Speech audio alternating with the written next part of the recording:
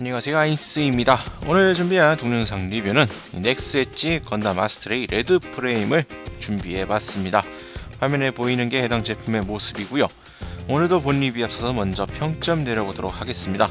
이 제품의 평점은 10점 만점에 9점 주도록 하겠습니다. 넥스 엣지 스타일답게 참 전신의 디테일 부분이라든지 도색도 의외로 잘 나와 있습니다. 여기에 무장이 가베라 스트레이트, 생각보다 높은 디테일과 표현으로 구현이 되어 있는데요. 아쉬운 점이라고 한다면 이 다른 무장의 부속이 전혀 없다라는 점, 그리고 여기에 가동 부분에서 조금 허벅지 부분이나 이런 데서 조금 아쉬운 부분이 남습니다. 이런 아쉬운 부분들이 남아 있지만 이 아스트레이 레드 프레임의 특징을 나름대로 잘 살린 구성이라고도 볼 수가 있기 때문에 종합해서 9점이라는 점수를 매겨봤습니다. 다음으로는 제품 정보 보도록 하죠. 발매는 2015년 11월 28일, 가격은 2,700엔. 특이사항으로서 이 고미도 디테일에 컴팩트하면서 전신에 걸친 높은 디테일을 표현하고 있고요. 이 일본도용 무기 가베라 스트레이트가 부속이 되어 있습니다. 액션 포즈를 좀 더 효과적으로 만들어줄 수 있는 이펙트 파츠도 부속이 되어 있습니다. 다음으로는 해당 기체 아스트레이 레드 프레임에 대한 설명 간단히 보도록 하죠. 오브가 지구연합군의 지병기 개발을 돕던 시절에 개발 기술을 빼돌려 제작한 모빌쇼트입니다. 하지만 완성 직후 헬리오폴리스가 붕괴하면서 방치되었고요. 레드, 블루, 골드 중 이 레드 프레임을 로우 규리 회수해서 무장을 강화시켜 사용을 하게 됩니다. 자, 그러면 이제 본격적으로 이 넥스 엣지 아스트레이 레드 프레임 살펴보도록 하겠습니다. 자, 넥스 엣지로 발매가 된 아스트레이 레드 프레임입니다. 제품의 조형은 다른 넥스 엣지 시리즈들이 다 그래왔듯이 늘씬한 SD 같은 느낌을 주는 이런 프로포션으로 되어 있습니다. 하지만 이제 SD에 비하면 좀 더 이 팔다리가 길쭉한 이러한 프로포션이기 때문에 실질적으로 SD와는 또 느낌이 다른 이러한 모습을 보여주고 있고요. 도색이나 디테일 부분에서는 상당히 또 신경을 많이 쓴 모습 보여주고 있습니다.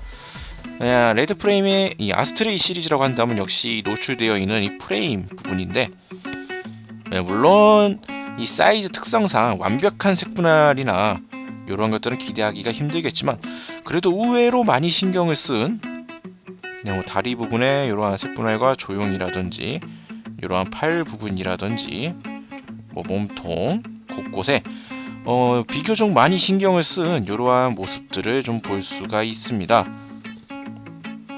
그래도 나름 신경을 쓴 이러한 조형들을 살펴볼 수가 있겠고요. 일부 도색 포인트들이 있기는 하지만 그래도 도색을 하지 않아도 비교적 이질감이 눈에 잘 안 띄는 수준의 도색 수준을 이렇게 좀 확인을 할 수가 있겠습니다. 다른 넥스 엣지 제품에 비하면은 그래도 확실히 많이 이질감이 준 형태라고 볼 수가 있겠죠. 자, 다음으로는 이 제품에 부속되어 있는 무장 보도록 하겠습니다. 원래 레드 프레임의 기본적인 무장이라 한다면 빔 라이플, 실드, 빔 사벨, 가베라 스트레이트 이렇게 들 수가 있겠는데요. 일단 가베라 스트레이트 칼집이 옆 스커트에 이렇게 끼울 수 있도록 기믹이 되어 있습니다. 이렇게 조인트를 통해서 칼집을 고정할 수 있게끔 되어 있고요. 칼집 부분의 디테일 부분도 나름 이렇게 신경을 쓴 도색도 깔끔하게 잘 되어 있는 이러한 모습을 보여줍니다. 이제 가베라 스트레이트도 깔끔하게 도색이 되어 있는 이러한 모습을 보여주고 있고요. 조형 부분은 상당히 깔끔하게 잘 나와 있는 모습입니다. 칼집의 이제 안쪽 부분이 자, 이렇게 그냥 텅 비어 있는 이러한 형태라는 것이 조금 의외였는데요. 뭐 겉모습은 이렇긴 하지만 칼 수납 또한 깔끔하게 잘 되고 있는 거 이렇게 확인할 수가 있겠습니다. 일단 가베라 스트레이트는 이렇게 구현이 잘 되어 있는데 나머지 무장이라 할 수 있는 라이플이나 실드 전혀 부속이 되어 있지 않고요. 이 백팩에 있는 이 빔사벨 같은 경우에는 장식입니다. 실제로 사용을 할 수가 없고요. 그렇기 때문에 이 제품에서 실질적으로 사용할 수 있는 건 가베라 스트레이트 뿐이라는 점 참고하시면 되겠습니다. 자, 다음으로는 가동률 좀 보도록 하죠. 과연 XH 이 제품은 얼마나 잘 움직일 것인가 좀 살펴보면은 어깨 같은 경우엔 관절이 좀 움직여주긴 하지만 앞으로 조금 이렇게 움직일 수 있는 수준에 그치는 어깨 가동을 보여주고 있고요. 팔꿈치 같은 경우에는 의외로 많이 굽혀지는 그렇긴 하지만 실질적으로 각도상으로 보면 약 90도가 조금 넘는 수준에 그치는 이러한 가동률 확인할 수가 있겠습니다. 허리 같은 경우에는 무리 없이 잘 돌아가는 허리 구조를 가지고 있고요. 고관절 같은 경우에도 볼 조인트 구조로 특이한 볼 조인트로 되어 있는데 실질적으로 많이 벌리기가 좀 어렵습니다. 어느 정도 이게 벌어지는 수준에서 그치는 고관절 가동을 확인할 수가 있겠고요. 무릎 가동 같은 경우에는 자, 이렇게 구부려 보면 약 90도 정도 이렇게 굽혀지는 무릎 가동을 볼 수가 있습니다. 이 앞스커트가 다른 기체들 제품 같은 경우에는 여기에 연질로 돼 있어서 다리를 올리는데 불편함이 없었지만 이 레드 프레임 같은 경우에는 여기가 연질이 아닙니다. 재질상 연질이라고 볼 수가 있겠지만 이 앞스커트가 자유롭게 움직이는 스타일이 아니기 때문에 다리를 들어 올리는 각도가 제한이 된다는 점 참고를 해주시는 게 좋을 것 같고요. 발목 같은 경우에는 볼관절로 되어 있기 때문에 어느 정도 무난하게 돌아가는 이러한 발목 가동을 가지고 있습니다. 뛰어나진 않지만 어느 정도 액션 포즈에 소화할 수 있는 이러한 발목 가동을 가지고 있죠.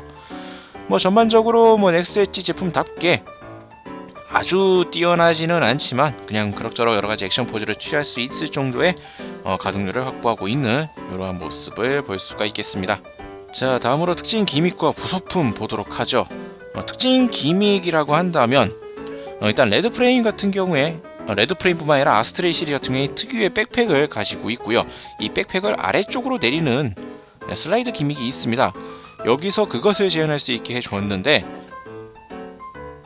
이 연결 조인트를 그대로 내리는 방식이 아닌 파츠를 분해 조립하는 방식으로 이 조인트 부분이 이제 밑으로 가서 이렇게 걸리면 이제 백팩이 올라가 있는 형태가 되겠고요. 요것을 뒤집어서 이렇게 장착을 시켜서 연결을 시켜주면은 아스트레이에 이제 백팩 부분이 내려가 있는 이러한 형태로 만들어 줄 수가 있는 이러한 기믹이 구현이 되어 있습니다. 물론 이제 이 제품만 가지고 있을 때에는 지금 이 기믹은 아무짝에 쓸모가 없겠지만 아마도 나중에 레드 프레임에 나온 이 플라이트 유닛이나 다른 제품과의 호환성 역할로 사용할 수가 있지 않을까 싶은 부분이고요. 자, 기믹으로서는 이 정도를 볼 수가 있을 것 같고 이제 다른 부속품들을 좀 보도록 하겠습니다. 일단 부속품 중에는 이 교체용 손 파츠가 부속이 되어 있는데요. 교체용 손 파츠는 총 4개 좌우 두쌍 부속이 되어 있습니다. 편손 액션에 사용하기에 적합한 이 편손 한 쌍이 이렇게 부속이 되어 있고요. 그리고 이 무기를 잡는 데 사용할 수 있는 손목이 꺾여 있는 무기용에 맞는 이 손목이 꺾여 있는 무장용 손이 한 세트가 부속이 되어 있습니다. 그리고 지금 레드 프레임에 착용하고 있는 기본적인 주먹진 손까지 해서 손은 총 이제 6개, 총 3세트 부속이 되어 있다라는 점 참고하시면 되겠고요. 자, 요거 외에도 NXH 공룡 베이스가 부속이 되어 있습니다. 베이스가 공룡 베이스인 만큼 특징은 다른 제품과 동일합니다. 위아래 두 군데의 각도 조절할 수가 되어 있고 이 각도 조절이 자유롭게 하는 방식이 아닌 육각형 모양에 맞춰서 각각 일정 각도로씩만 약 45도 정도씩 이렇게 조절할 수 있는 형태인데요. 상당히 빡빡합니다. 그만큼 튼튼하게 고정을 해줄 수가 있지만 각도가 자유롭게 조절하기가 어려운 베이스라는 거 참고하시면 되겠고요. 다른 넥스 엣지 베이스와 연결할 수 있는 이 측면 홈들 똑같이 구현이 되어 있습니다. 다만 이제 기존 제품과의 조금 차이점이라고 한다면 다른 이제 넥스 엣지에서 흔히 들어 있었던 이 3개의 기둥, 이 베이스를 이제 쌓아 올릴 때 사용할 수 있는 이 3개의 기둥이 이 제품에는 부속이 되어 있지 않습니다. 베이스와 요 스탠드 이렇게 딱 한 세트가 부속이 되어 있다는 점 참고하시길 바라겠고요. 여기서 끝이 아니라 액션 포즈에 써먹을 수 있는 이펙트 파츠가 부속이 되어 있습니다. 미리 끼워놔서 봤는데요. 이렇게 건풍을 날리는데 연출하기에 딱 적합한 이러한 형태의 이펙트 파츠가 부속이 되어 있습니다.